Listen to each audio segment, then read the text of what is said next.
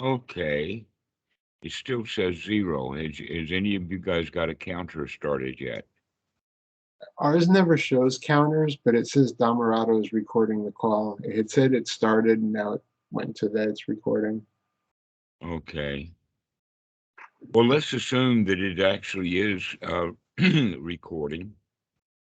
Um, and so this is our Saturday morning chat, Friday night or Friday evening for you guys.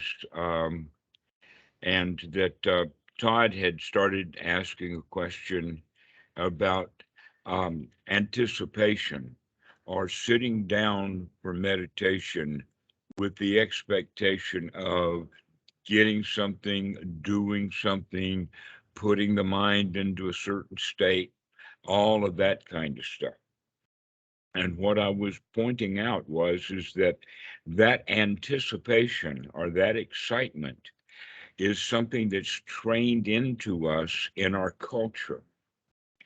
That in fact you can see it in advertisements on television, that they normally have a format. And the idea is to get you excited and in a state of excitement, and then associate that with their product. So medication, it doesn't matter what medication it is, it always shows, uh, let us say, older middle-aged couple on a beach or in a forest or someplace, right?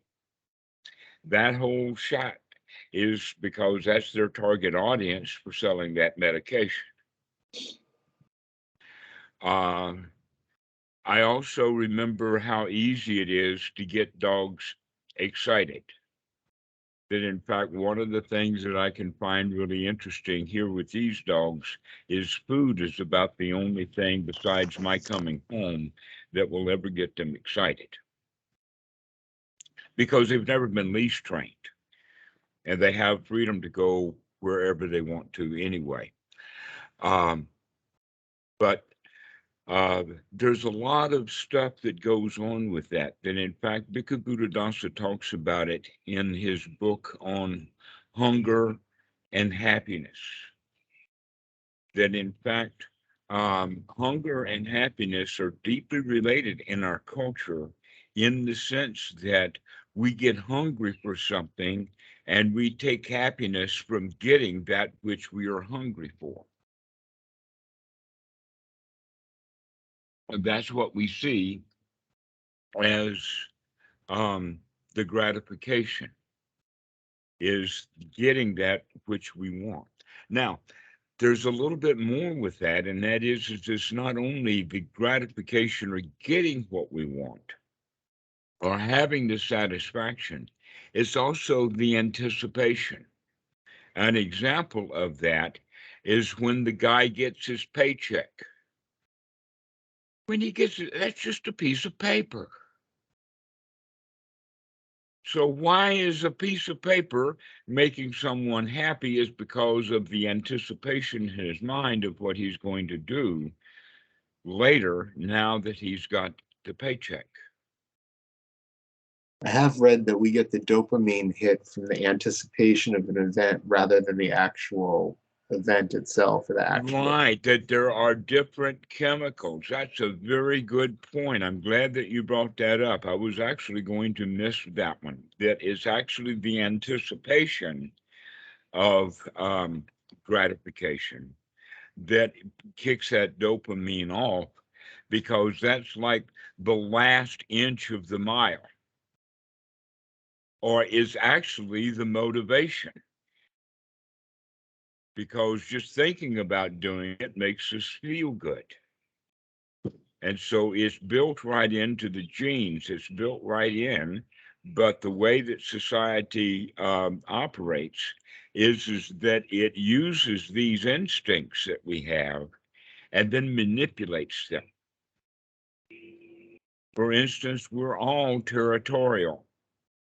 We're territorial in with territory, my town, my people, the exact same way that we're territorial with objects, my laptop.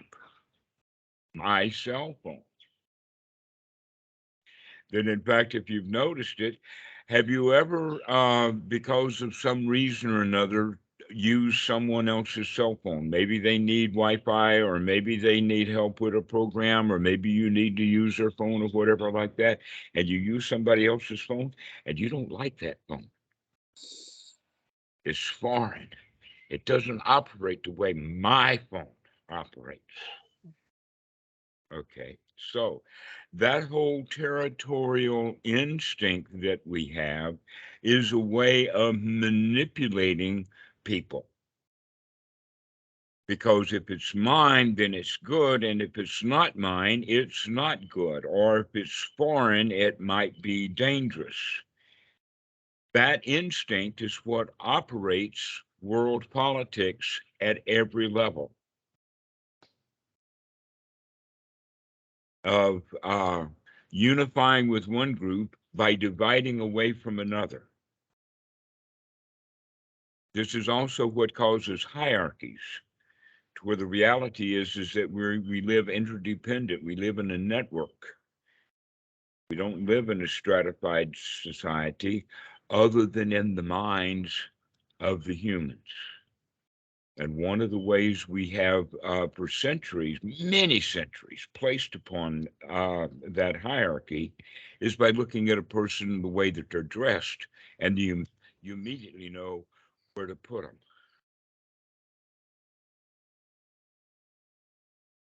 Even weird clothes. And so clothing and accessories and all of that has a way of putting us into things in the sense of our motivations or an anticipation about how we're going to deal with that person. So this whole quality of anticipation is quite a big deal. In fact, one of one of the most humorous ones, the one that I remember the most, is in Rocky Horror Picture Show. When the guy, I forgot who it is who runs the place, but he's about to take the mannequin doll robot young boy upstairs, and he says it with the word of anticipation. He said, "Anticipate."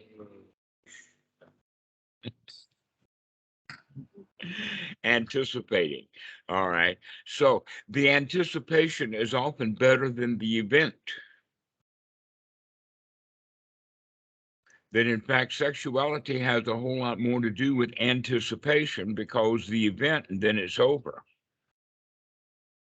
We also have that when we're thirsty, that when we drink, that water or whatever that's coming in is fulfillment. But we still keep drinking because of that feeling of anticipation. We're a little dab will do you, but we keep taking more and more because of that dopamine hit and all of that. So that's one of the things about religion that's so amazing, is that they want to add to, multiply everything. I mean, glorious in excelsis in ex Deo. I mean, big Latin for big gods and big heavens and big Armageddons. That's the whole idea about it. And that glorious, magnificence is the kind of thing that we're looking for. But you can see that even the word glorious and magnificence has that quality of anticipation built into it. That what is glory is getting the glory. Deo glory is not glory anymore.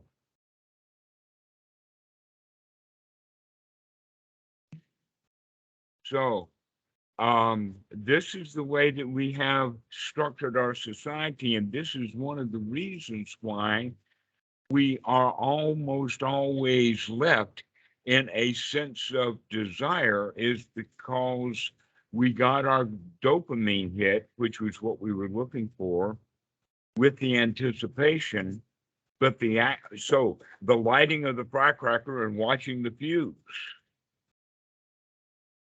But the pop is so small. There's not much to it. Getting what we want, there's not much to it. And so we want something else because now we're in the habit of this wanting and this anticipation. And so this is what we would mean then in the Buddha's language as unwholesome thoughts are all about an anticipation and getting things and whatnot like that. And so by changing the mind from unwholesome thoughts about the future, anticipation about to get something that's built really deeply now embedded into our, let us say, part of the mind that is intention, or then Pali, the word is samma, sankappa. And that samma, sankappa actually, let us say it like this, that you've got a set of scales, these kind of scales, weighty uppy downy, okay? And everything and we kind of think of God as like that. And every moment we're putting something on the scale, either heavy or light, or a good one or a bad one, right? We keep putting stuff on over and over and over again. And after a while, the scales begin to set in a certain state. They've reached a homeostasis because the new stuff that we're putting on, small as it is, does not now add much to the weight of the stuff that's already been piled up. And this is the way that we want to look at in the sense of the sankharas that we have, is we built it up so that the scale naturally tilts in a certain direction. And that natural tilting of the mind is what we're talking about changing. And the way that we're going to naturally change the tilt of that mind is by start putting intentionally a whole lot of positive stuff on that thing until it begins to change the scale. Okay. So this is one of the points then is that every time that you have anticipation for something in meditation, you're putting it on the wrong side. But if we look at it from the other perspective of actually having a wholesome thought is about a wholesome thought about what's happening right now. And right now is good enough. That in fact, one of the things that I find that's actually very beneficial in that is, never mind, I don't have to do that right now.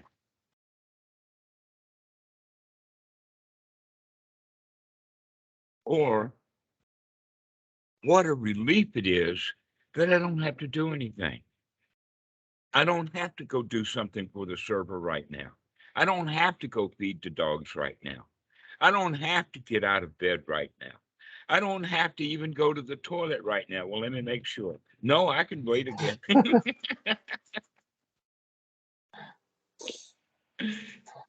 So that's a whole new way. So when we're beginning to sit down to meditation, we would sit down with the idea of, instead of wanting to get something out of your sitting meditation, sit down with the idea of, oh, I don't have to do anything right now, not even get anything out of meditation.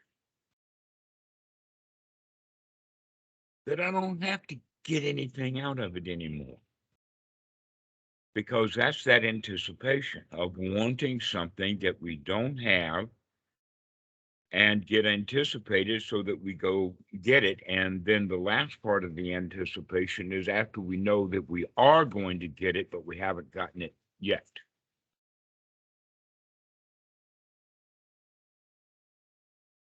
That actually comes on a date.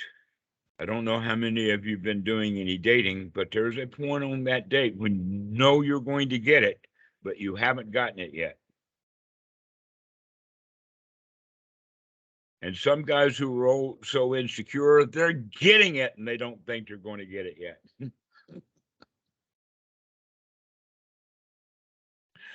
So that whole point then is to begin to look at these anticipations, begin to look at your own desire itself, or your own wanting something or expecting to it. And this is a really, really good opportunity to do that, because here we are doing this thing called meditation, which is learning to come out of expectations. And here the Western meditation system is all about getting something out of meditation, rather than stop getting anything out of anything and just enjoy what you've already got. That this present moment is quite nice, it's quite wonderful, until I want something out of it. And then it's not good enough anymore. True. So this is the point about waking up. Wakey, come into this present moment, knowing that I don't have to get anything out of my meditation. I don't have to get anything out of doing anything, that I can just sit here and take another breath. And if I get bored, okay, I'm bored, never mind. What is boredom anyway? It's just not paying attention. Let me pay attention, and where's the boredom? And so finding a nice place to sit, and then all we have to do is remember after that I don't have to leave. I don't have to get up. I just sit here. I don't have to turn the laptop on.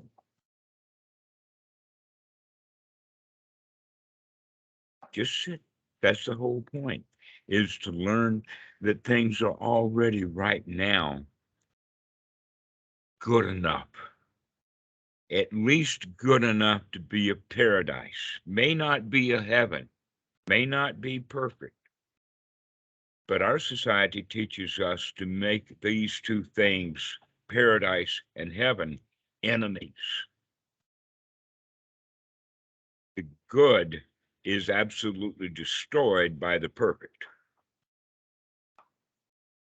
And so with this position, we can recognize, oh no, let's go for good enough. And if we practice, our good enough bar is pretty low.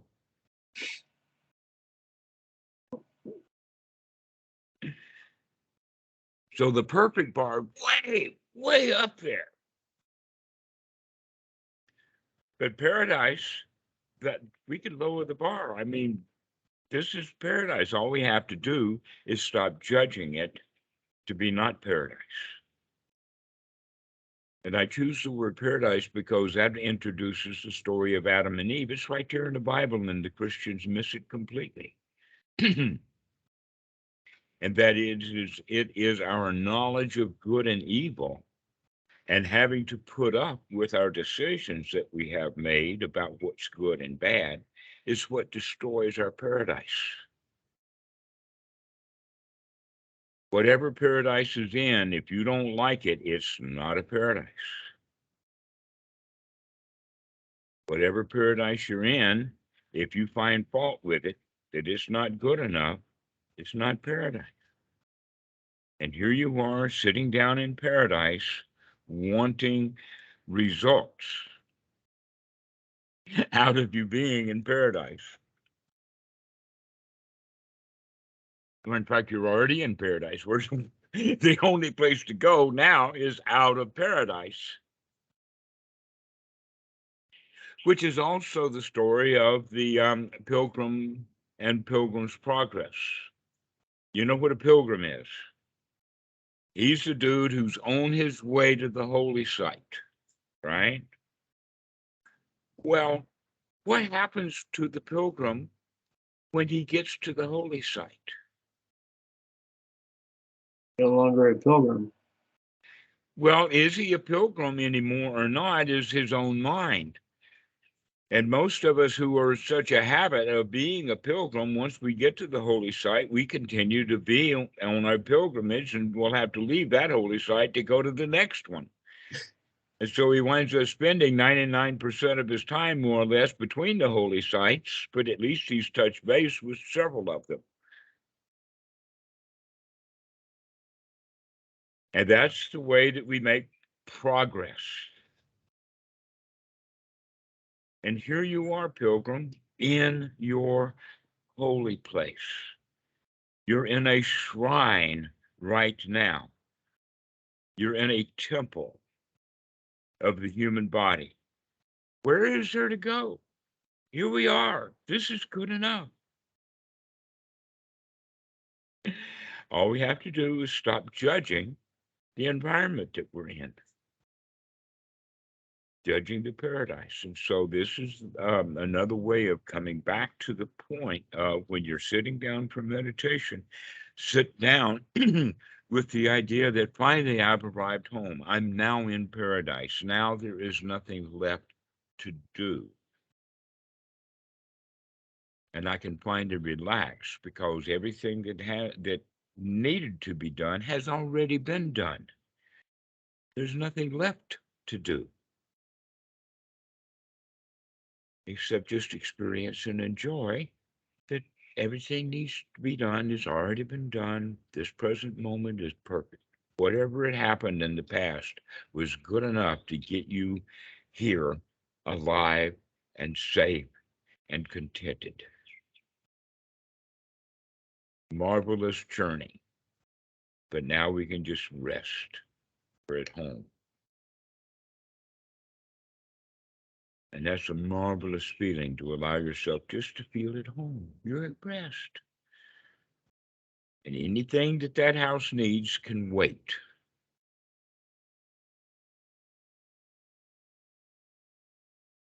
Silly things like, no, I don't have to wash the dishes right now. And no, I don't have to put ice cubes in the ice cube or water in the ice cube trays. And no, I don't have to flush the toilet.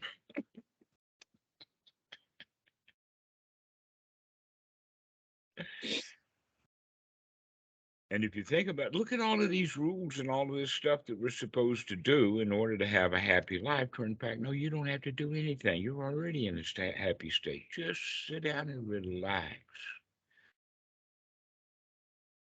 You don't have to attain anything. You don't have to attain any jhanas. In fact, thinking about jhana is probably unwholesome.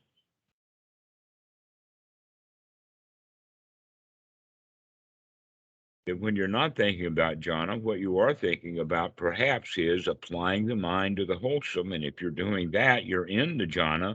But if you start thinking about jhana, now you're not applying the mind to wholesome thoughts anymore. You're applying the mind to something you want or something you're proud of or whatever. And so this is what happens with Western culture is they grab a hold of these words that they don't quite understand and then pop them into the cultural mentality that they already have so that jhana becomes an attainment, where in fact the first jhana is being in a state to where you don't need to attain anything and there is nothing to attain.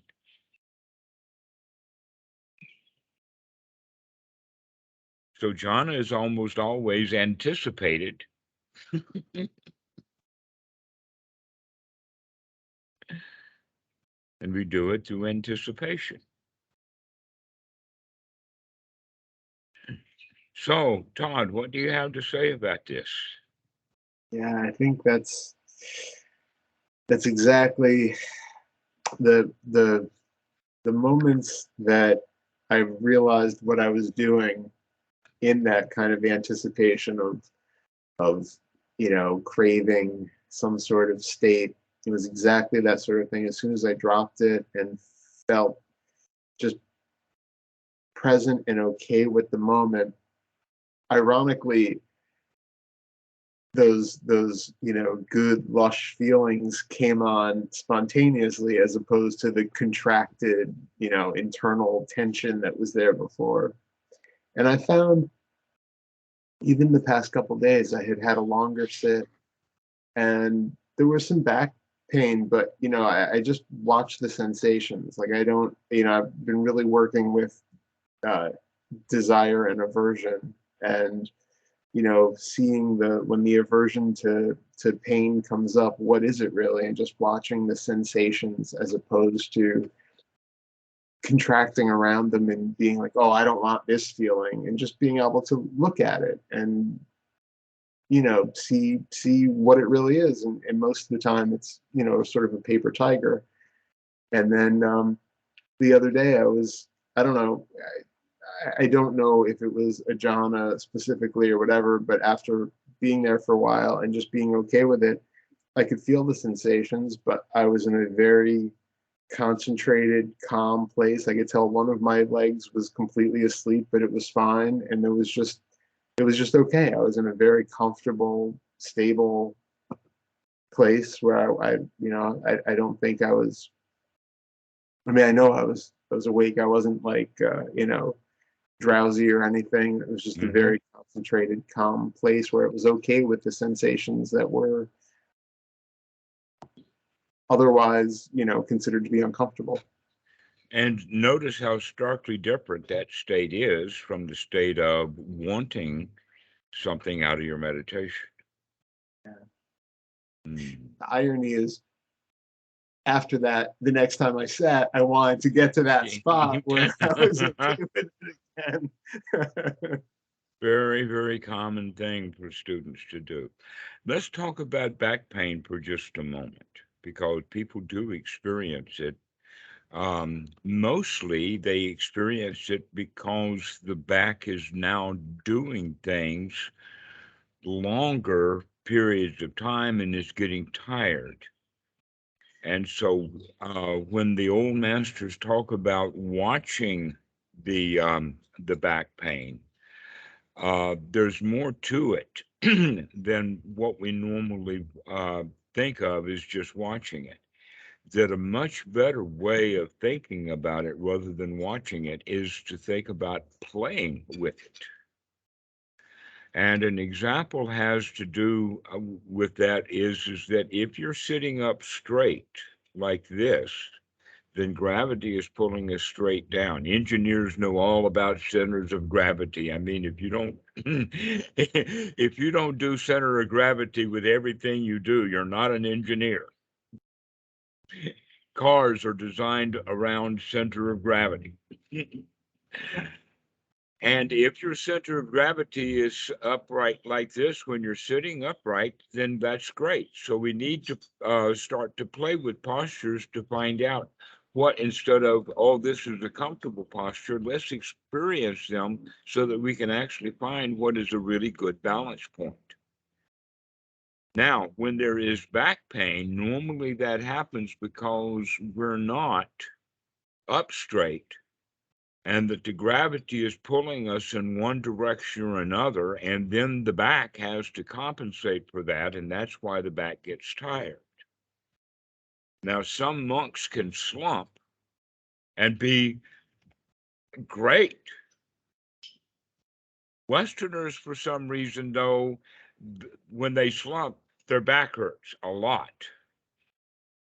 And the Buddha, there are some points about sitting up straight, but the important point also is about comfort.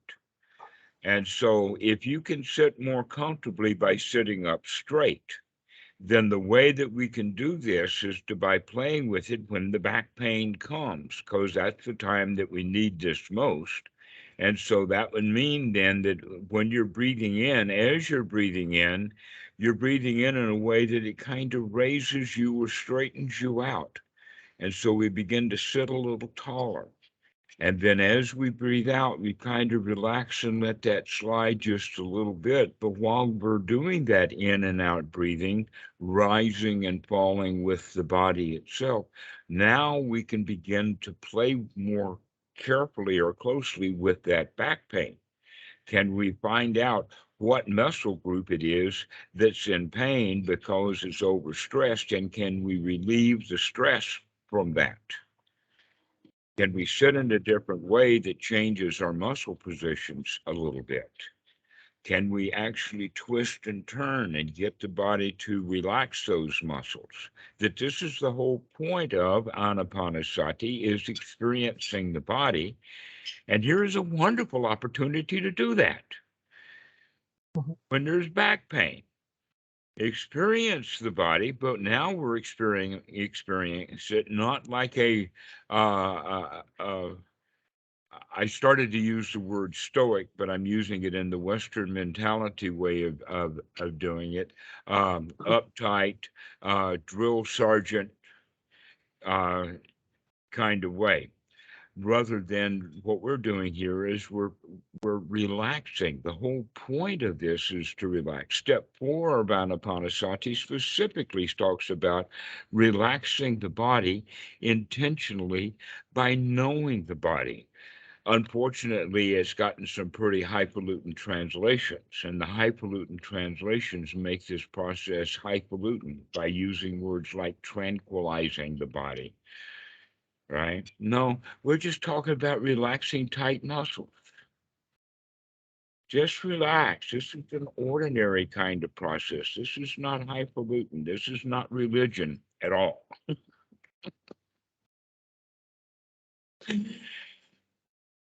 That kind So, of brings up. Oh, go ahead. no, please. I was just going to say, because I had read that if you have back pain like that, it's usually because you have weak core muscles and it's not supporting you. And I've found exactly what you said, that when I'm leaning forward, it hurts and I sit back up, but then I can't seem to keep the core engaged while still having like a soft, relaxed belly. Because if you breathe deeply into the belly, it's like everything collapses back down again. And I haven't figured out how to maintain structure, but also that relaxed, because I feel like when I really I relax. hear what you're saying. That's good knowledge for you now to say that you can sit up. But when you sit up, that takes muscles that then you want to relax, which is like a relaxed belly. And when you relax the belly, the body falls over. Yes. Okay. Well, that's good knowledge. Here's a way of dealing with that. That in fact, in the West, often the idea is the more cushions, the better. That people will put cushions under their knees because their knees haven't sunken down. Well, if you're going to prop them up, how do you ever expect them to come down? All right. Here's the technique that's useful, and that is that you do want a small rise of 2 to 3 inches of the back part of the buttocks, that a regular pillow folded and folded so that you can sit on it, or in the for the bhikkhus, it would be the way that the large robe is folded to make it about this long, just a sitting cushion size. It's about this thick, about 2 inches big, and sitting on that, but you sit on it on the very, very back part of your tailbone, this right under the spine. This allows then the muscles to drop and relax so that you can, in fact, get the legs down. It also keeps the body wanting to stay upright. Now, I would say that that tightening or loosening the belly muscles is optional.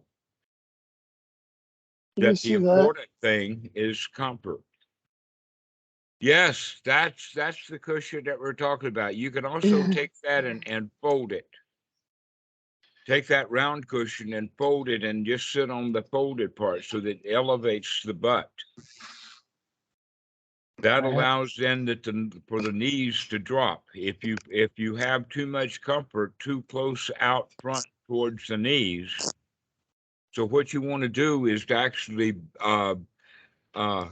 put on the butt down so that it allows the legs to fall down while you're keeping the back straight.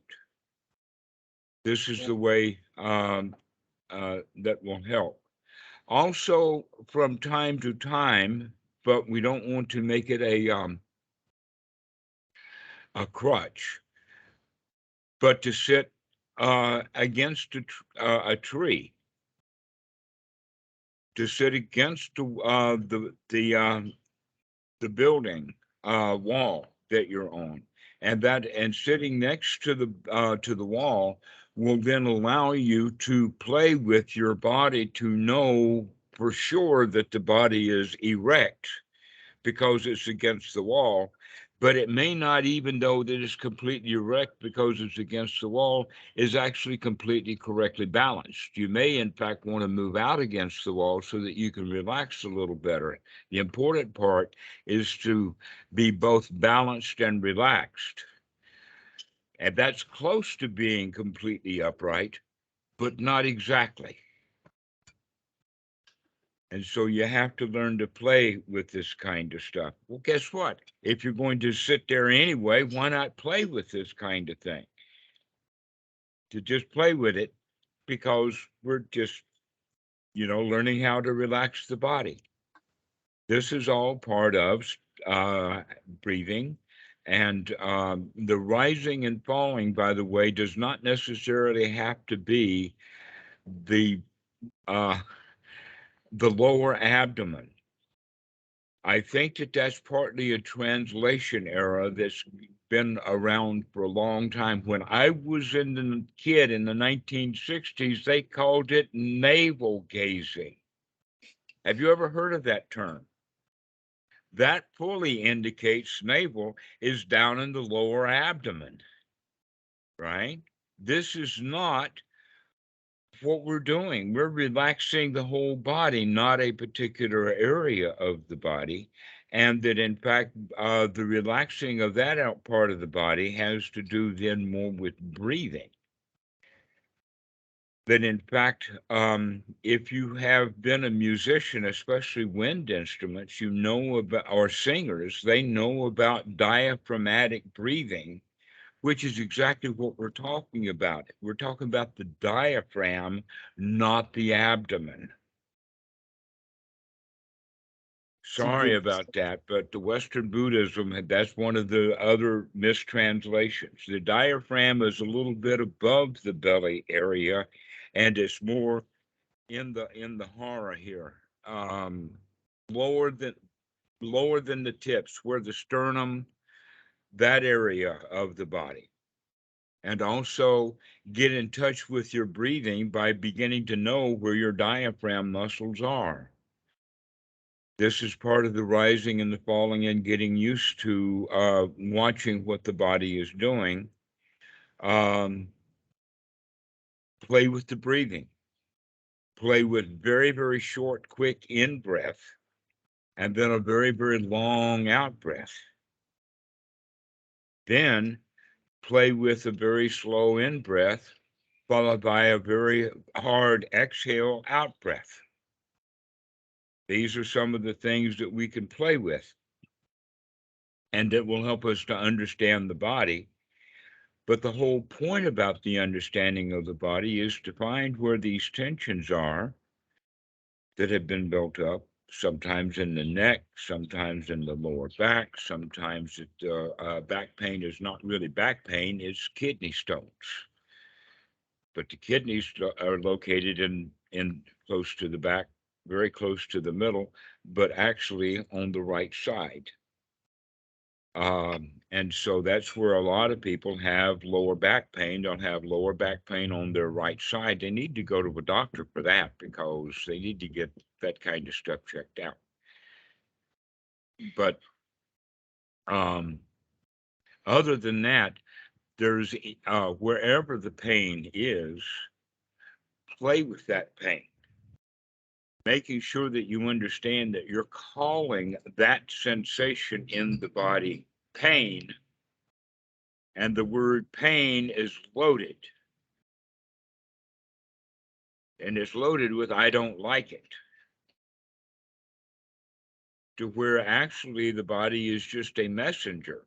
That back pain may in fact mean you've got kidney stones, or it also might mean, why don't you sit up straight?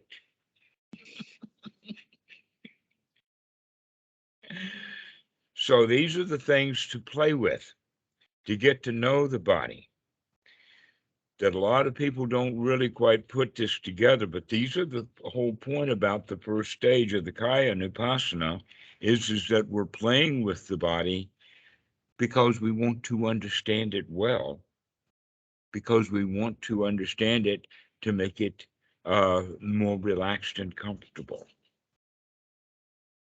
And when we see the body that way, and we also see that that's also what we're doing with the mind, then we can do kind of, if you want to go back to World War II, use a pincer movement between the body and the mind to also adjust the feelings.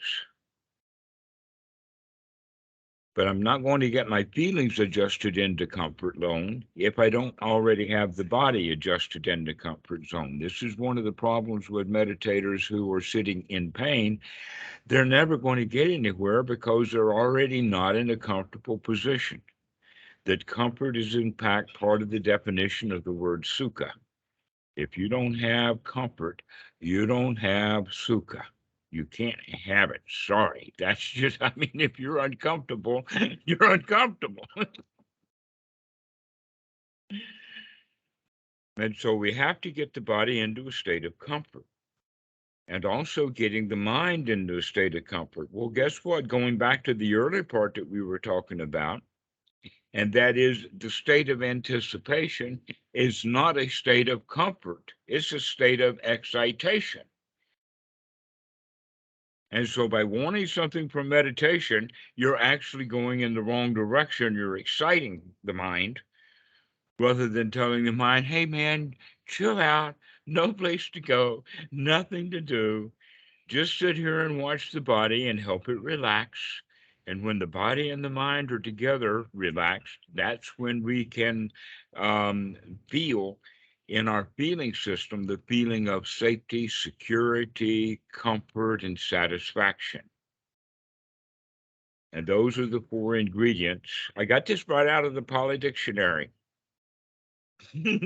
Safety, security, comfort, and satisfaction are the elements of the Pali word sukha, which is exactly opposite of the word dukkha.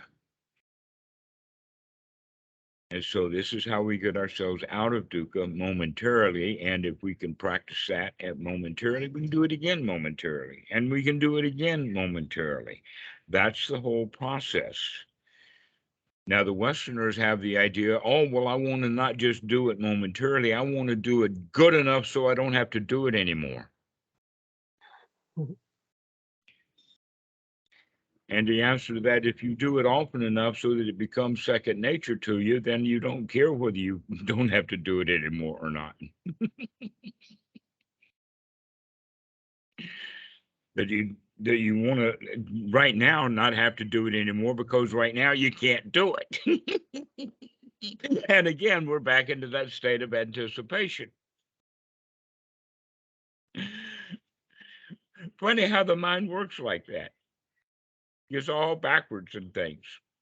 So we have to straighten things back out by looking at how these words in the Pali actually operate together. So the first tetrad of the Anapanasati is to relax the body.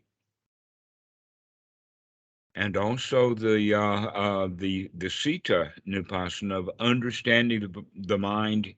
Then the next one is gladdening the mind or brightening the mind, which is on the way to liberating the mind, and then unification of the mind.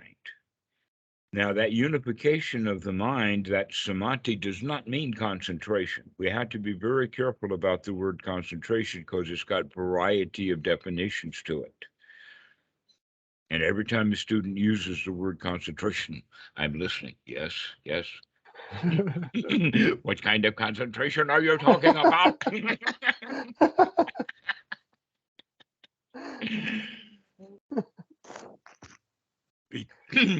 Because the concentration that we're talking about, the good kind of concentration, is repetition.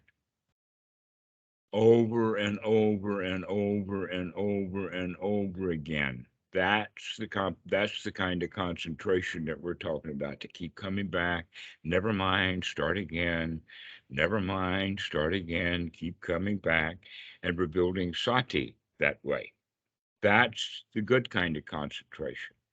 But that's not Western concentration.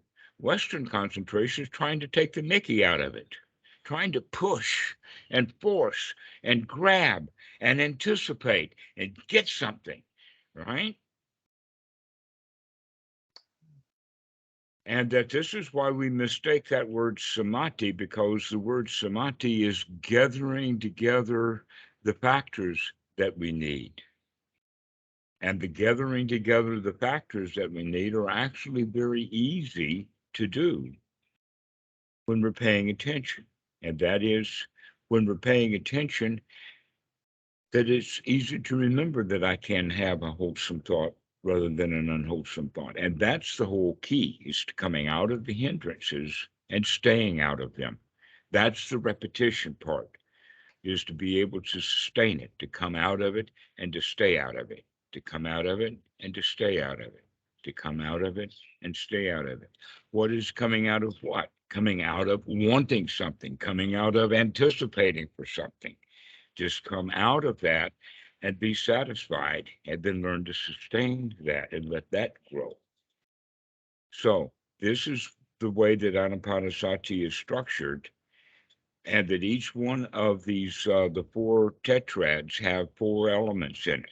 With the body, it's the breathing in and out, long and short, and understanding the body, playing with the body, playing with your posture, adjusting things, finding comfort, finding safety, finding security, finding satisfaction in the body as well as in the mind, so that then we can relax the body and relax the mind. So when the mind is now relaxed, it's liberated.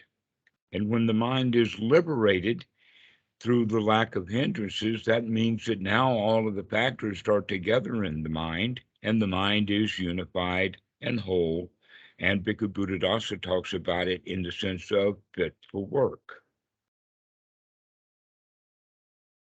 And now what is the work to do? To maintain this state. That's the only work there is to do. And to watch the arising and passing away of every little trivial thing that's going to drag you and drag you out of it.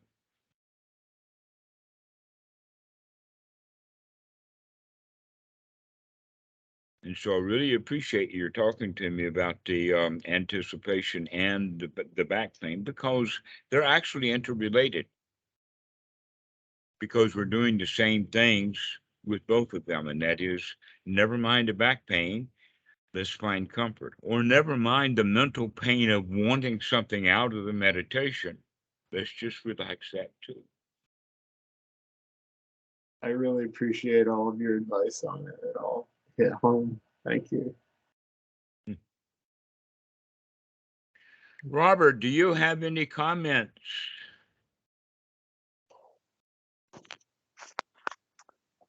That's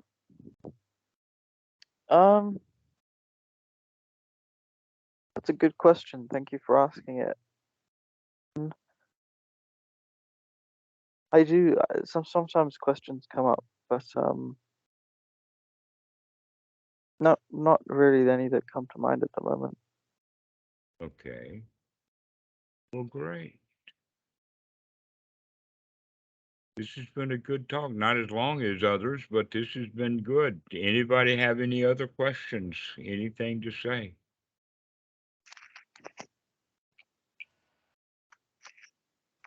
Eric is so blissed out, we're not going to get anything out of him. This has been really, really great. That's all I got. I could one more if you have Not time. really. If you got anything else to go on. So what was that, Todd? I said I could throw out one more if nobody else has anything, or if you want to go longer, or if it's up to you. Okay, what's that? I was just wondering if you have any tips on sloth and torpor. during it. You know, the other flip side of that is getting to the relaxed state and then having, you know, slipping it like very quickly, either starting to go in like a hypnagogic kind of a state, or just, you know, getting really sleepy really fast, and trying to revitalize to not have that happen. Okay. The sutras have quite a lot to say about it. The first thing that we can look at is that sloth and torpor actually are interrelated but different. That sloth is more like laziness, or why bother? And that this almost always comes out of doubt, which is also not just the hindrance of doubt, but it's coming from the attitude of a loser. Oh, poor me, what's the point? I'll never get anything out of this anyway. And that happens to people in a retreat. It happens a lot, because they come in with anticipation of getting something, and then they don't get it. And so now they get in the position of, well, I'm a failure at this, or maybe next time, but I've got to put in the time now because I'm in the retreat. I don't want to quit the retreat. I want to stay in the retreat, but I'm not going to do the retreat because I'm already a failure at the retreat. So I'm just going to sloth my way through it. But we don't have to do that in a full retreat. We can do that in other times too. We can do it during whenever we're sitting in meditation and we're being in the state of dissatisfaction. So sloth is actually quite related to dissatisfaction and doubt, and the feeling of let us say, what's the use? Or why bother? Or I'm not going to get anything out of it anyway, but I will go through the motions. In TA, they would call this a try hard, because we're trying, but not too hard. But we want to make the show to ourselves that we're trying hard, but we don't really expect to get any success. So that's sloth. Torpor is different, because torpor actually is sleepiness, and sleepiness has to do more with a physical condition of the mind. They're interrelated in the sense that they wind up in both cases. Also understand that the hindrances are interrelated, as I've already pointed out, with the doubt related to the sloth, or laziness, or I don't give a damn kind of an attitude. But also, when we get really tired, often we get very tired and then sleepy because we've been working too hard because we wanted something. And so these hindrances will go back and forth through the meditation session. We start off wanting something, then we get disappointed and we can't have it, and then we get lazy and we don't want to do it, and then we go to sleep. Or we work too hard, we get really, really tired, and then we go to sleep. So these are all the hindrances. Now, what to do about both of them has to do again with moving or waking things up. Taking actually deep breaths. One of the primary ways that we do get into a state of sloth and torpor is because we are not, in fact, breathing very well. We're not thinking about it. We're not actually practicing the meditation correctly because we're in the hindrance of sloth and torpor. I mean, that's it. So the question is, can we wake up enough to at least take a deep breath or two? The next step would then be to rub the arms or to rub the limbs, to rub your knees, to get some sensation going, get it into the arms. I'm forgetting we're on a camera here. I just rubbed my legs. So we rub the legs. We can rub the body a little bit. Get some energy moving the body around a bit. This rigid sitting still posture kind of stuff that is built into the Western mindset actually is detrimental in many cases to the practice. That if you sit still hard, because you're supposed to sit still hard, and that's all the proof that you've got that it's okay that you're in this meditation group is because you're sitting still, but you're not practicing any meditation at all. You're just sitting still. Then you're getting really uncomfortable. That happens often. People don't know what to do. They don't know what the practice is, but everybody's sitting still. Where in fact, many times the sitting still is the cause of the problem, that we do need to move. We do need to, in fact, at Watsu and Milk, they give the instructions that if the body is in pain, go ahead and stand up. Stand up behind your cushion for 4, 5, 6 breaths or something like that, and then sit back down. If that doesn't work, then stand up and walk to the back of the room or even outside and do walking meditation. That this whole idea of, oh, you've got to do it exactly this way, even though you're not fit for doing exactly that, then let's have permission to do something that you actually would be beneficial to you right now. So some movement, wiping the face, taking deep breaths, rubbing the limbs, standing up, walking, all of those things will help the torpor, especially the walking. The reason for the walking is because finally the guy's going to start breathing well again.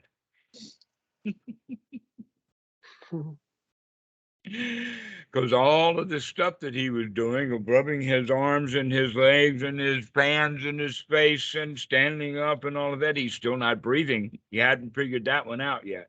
If he'd start doing the breathing immediately, he wouldn't have to go through so much of the other procedures. And so why is that? Well, if you start breathing well again and getting the body oxygenated again and start doing anapanasati again and start looking at your posture and all of that, you're going to wake up. You've got the oxygen, you've got the, let us say now, as it were, motivation.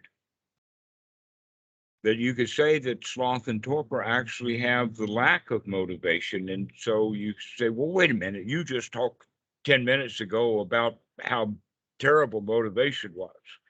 And the answer to that is, yeah, we need to find a balance, don't we? There's a balance in there of just the right amount of motivation, but not too much, because too much motivation takes us into desire and wanting things and grasping and clinging, and not enough motivation puts us to sleep.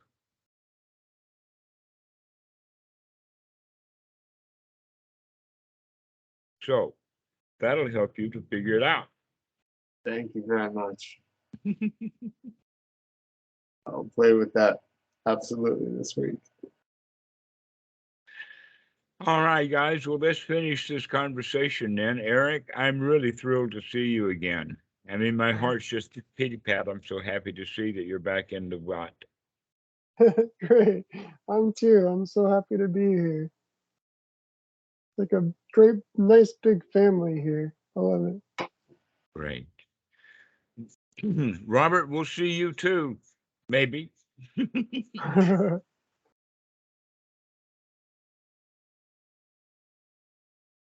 All right, guys. Thank you very much. This is wonderful. Thank you. Good to see you, Todd. It was good Yes. to see See you, Robert. Have fun with your practice. Thank you. Thank you. Have a great week. Yeah. Bye.